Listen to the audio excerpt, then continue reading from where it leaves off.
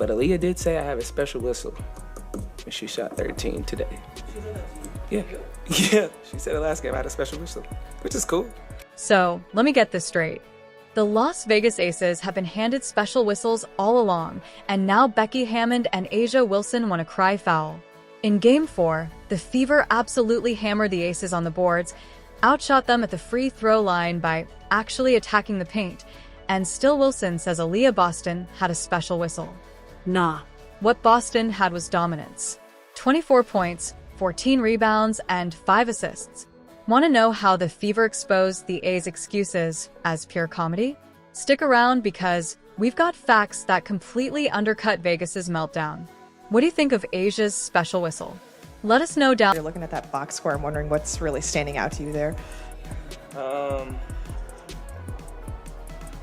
was just looking at the fouls. Like, Liz had 5, Jackie had 5, Chelsea had 5. And that's very interesting to me because I'm not saying we don't foul. Yeah, we foul here and there, but that's very interesting. So, why are the Aces suddenly crying about refs after 3 games of getting every soft call imaginable? That's the big question. Because if you've been watching the series from the start, you know Indiana has been on the wrong end of whistle after whistle. Every time Aliyah Boston tried to seal in the post, she'd get tagged. Every time Kelsey Mitchell slid her feet on the perimeter, she'd draw a foul for barely making contact. And who benefited? Vegas. They built rhythm, got Wilson to the line, and piled up free points.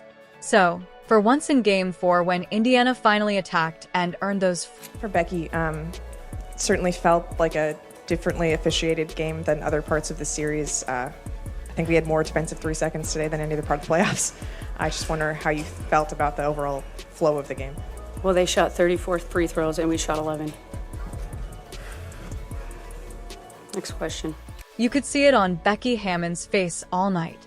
Every time Boston bodied Wilson, Becky threw her hands up in disbelief. By the time she sat down at the podium, she didn't even bother explaining. The stat line told the story. Indiana went 34 times to the strip, while Vegas had just 11. When a reporter asked about it, Becky cut it short with, "They shot 34 free throws, and we shot 11. Next question. That's not breaking down strategy. That's pure frustration, and it... I gotta go back and look at the tape, but it seemed like there was a lot of grabbing and holding down there. That got called one way. Anything else? I did appreciate it was a little tighter called, but tighter on both ends would have been nice. Now, let's actually look at why the Fever got to that number. It wasn't because refs suddenly decided to favor them. It was the game plan. Indiana drove relentlessly. Boston sealed deep, and guards like Mitchell forced contact at the rim. If you live in the paint, you draw fouls. Simple basketball. Meanwhile, Vegas leaned on jumpers in isolation from Wilson. Outside of her, the rest of the team wasn't even pressuring the rim consistently. And yet Wilson still ended up saying after the game that Boston had this so-called special whistle since she got to shoot 13 free throws. That's sarcasm from someone who had been living off that exact whistle in games 1 through 3. There were so many other plays where it felt like A'ja was bullying other players on the Fever. And I want you to watch this play here with Lexi Hall. She's standing her ground. She's trying to down screen and A'ja just chucks her to the ground. Now there was no whistle there and you can see ref number 16 right there. He's watching the whole thing happen. No whistle. They just kind of let it go. And here's where it gets funny. Look at the total fouls across 4 games. They're basically even. Both teams are sitting just about the same in total fouls called. That means whatever edge the Fever got in Game 4 was balance correcting itself, not some grand conspiracy against Vegas. So, why the tantrum now? Because the Aces didn't lose to the refs. They lost to Indiana, hammering the paint and outworking them. You can talk about foul trouble, but let's be clear. 3 starters picking up 5 fouls was not about officials hunting Vegas players. It was about Indiana actually attacking those mismatches and making them defend post after post after post. That's a strategy, not favoritism. And when Hammond added her own mistake by calling a timeout she didn't have, gifting the Fever a technical free throw in crunch time, it sealed the comedy. Vegas beat itself as much as Indiana beat them. Megan had 4. What?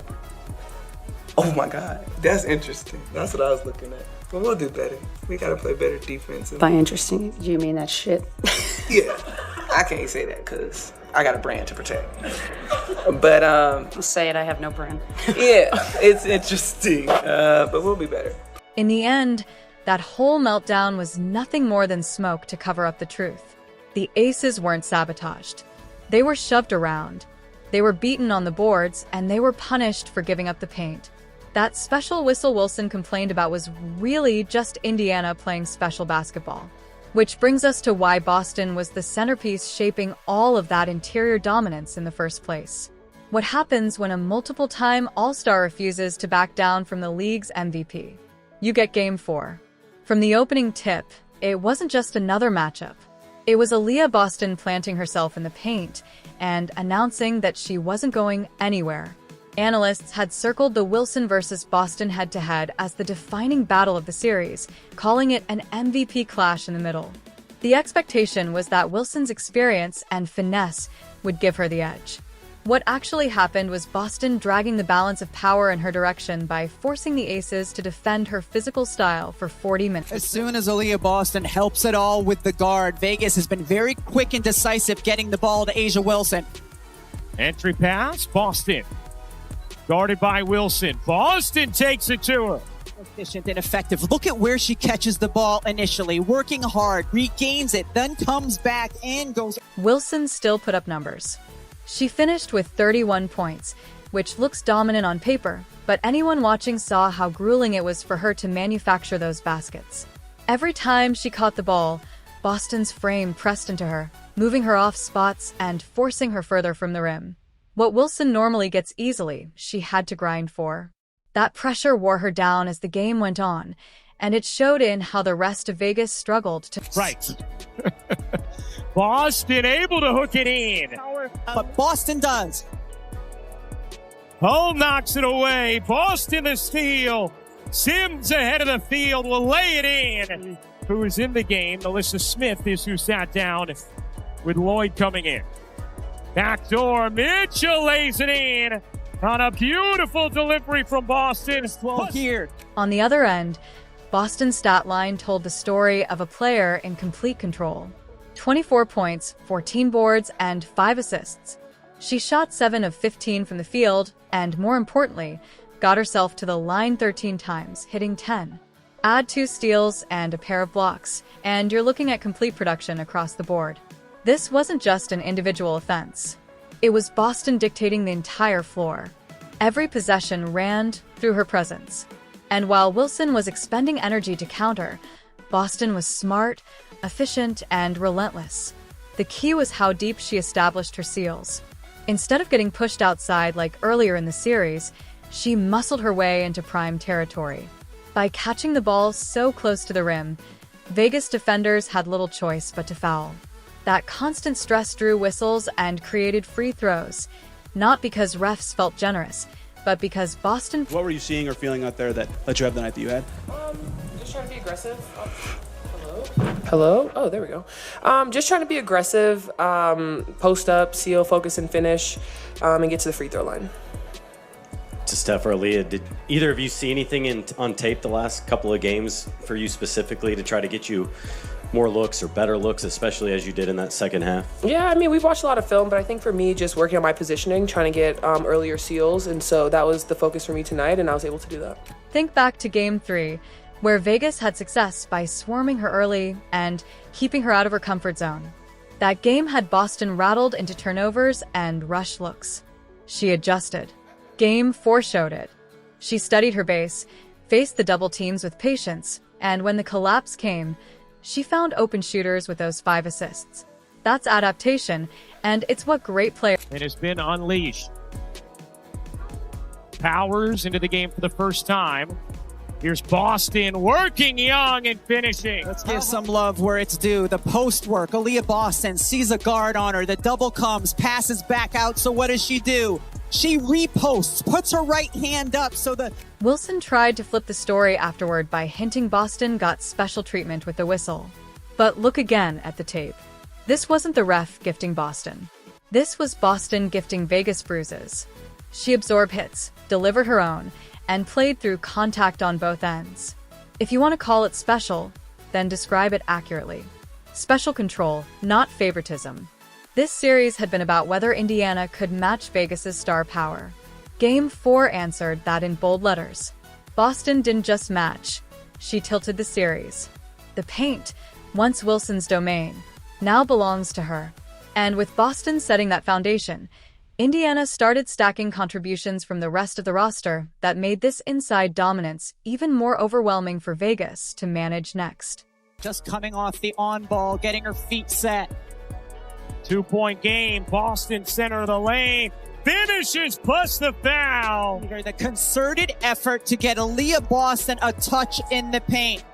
That time, A'ja Wilson, his arm is caught around, so she fouls her on the left side while Boston finishes. Boston might have anchored the win, but who made sure the Fever held on when things got tight? That's where the rest of the crew stepped in. The highlight came from Kelsey Mitchell, who poured in 25 points and lived up to her role as Indiana's closer. She went 9 for 20 from the field, mixed in a few threes, and converted almost everything at the line. She didn't just hunt shots, either. Her 4 assists showed she recognized when Vegas overloaded her side and punished them by kicking to open teammates against an A's defense pressing on every perimeter touch. She still found a way to rise up over contests, pass slow rotations, and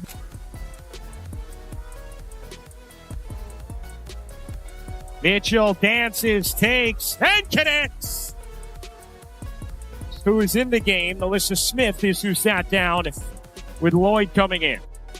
Backdoor, Mitchell lays it in on a beautiful delivery from Boston, plus the foul.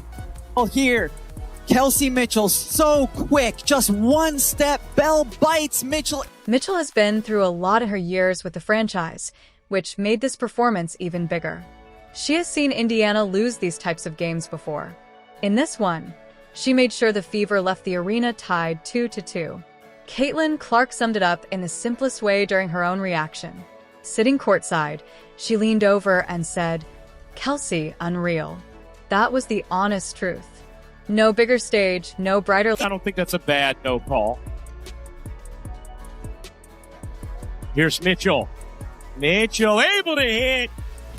Right here, she gets the handoff. I mean, this is a tough shot. Jackie Young right there. Oh, yeah. It's like she needed a guitar in her hand, right? Working behind Boston. Mitchell flings it out. Sims. You bet. But Mitchell didn't do it alone.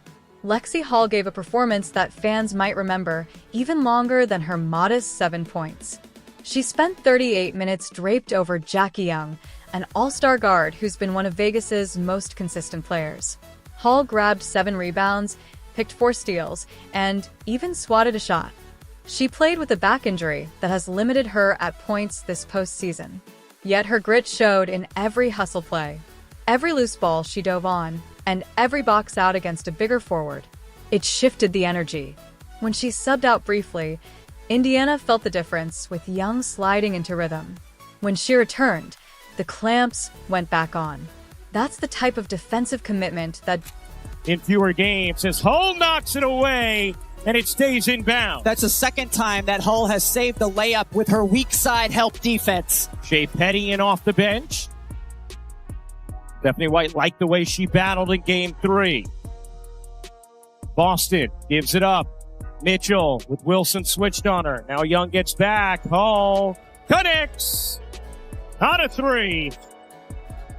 Then came Odyssey Sims, who looked like a completely different player than the one in Game 3. After struggling mightily in that loss, she bounced back with 18 points, hitting 6 of her 9 shots and adding a couple of assists. She attacked every seam in the Vegas coverage, hitting a mid-range jumper when defenders sagged, drawing fouls when they pressed up. Her confidence shifted what Indiana could do offensively. With Sims carving her way through, it forced Wilson and the Vegas Bigs to leave Boston for stretches, and that opened up more balance. Under 5 minutes to go.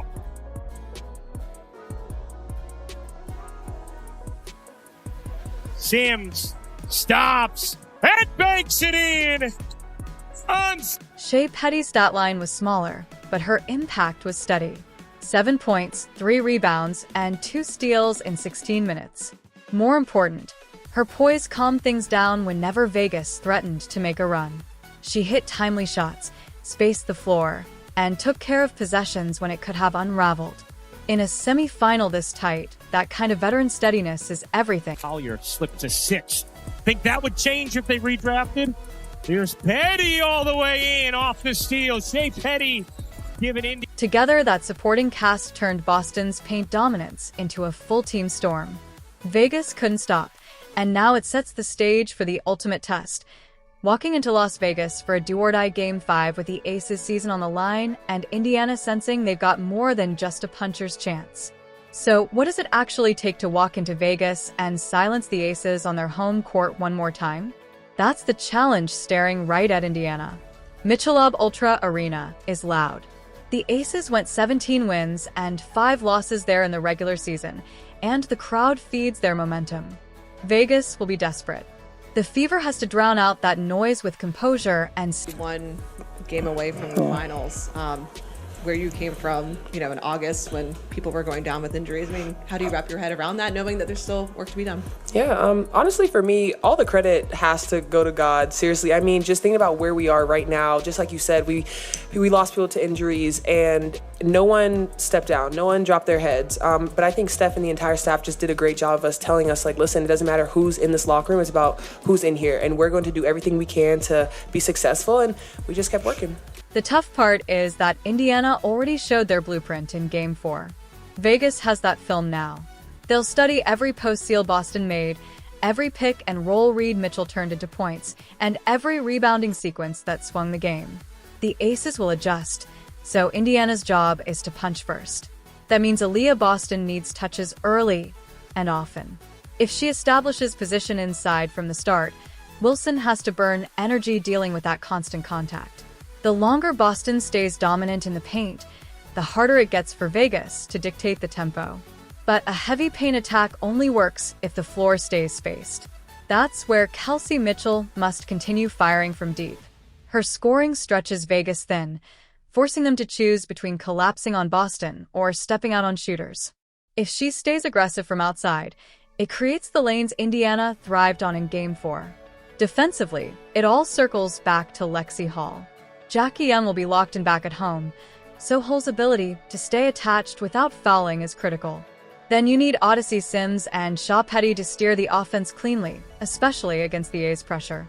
Wasted possessions in a Game 5. And I think for me, this from day one has just been a really special group. We've hit a lot of adversity collectively. I had some tough stuff that I was going through personally. And this group would just rallied around me, rally around each other, and truly do live the mantra of we over me. And it's just been a really, really special group. You don't always get these opportunities to coach groups like this at the professional level, especially. And I think because they're who they are as human beings, it allows us to continue to put one foot in front of the other. The X factor is rebounding. Indiana crushed Vegas 34-22 on the glass last game, but repeating that won't come easy. Natasha Howard, Bree Turner, Michaela Tinson, and Ariel Powers all have to contribute to keep the Aces from second chances. If Indiana controls boards and keeps forcing trips to the stripe, their destiny is in their own hands. This isn't just another game. It could reset the entire future of the Fever. Indiana wasn't supposed to be in this position. They've battled injuries all season. No Caitlin Clark, Sophie Cunningham, Chloe BBY, Sid Carlson, or Ari McDonald in the playoffs, and they still find themselves just one win away from the WNBA Finals. Coach Stephanie White called this a really special group, pointing to how much adversity they've faced together and how they've stayed united through it all. While the Aces complain about foul calls, the Fever focus on winning. That's the difference. Caitlin Clark summed it up from the sidelines with just 2 words. One more. Game 5 in Las Vegas decides it all, and Indiana already has the blueprint. What do you think of Asia's special whistle? Let us know down in the comments below. Like, subscribe, and turn on all notifications so you never miss out. Click the video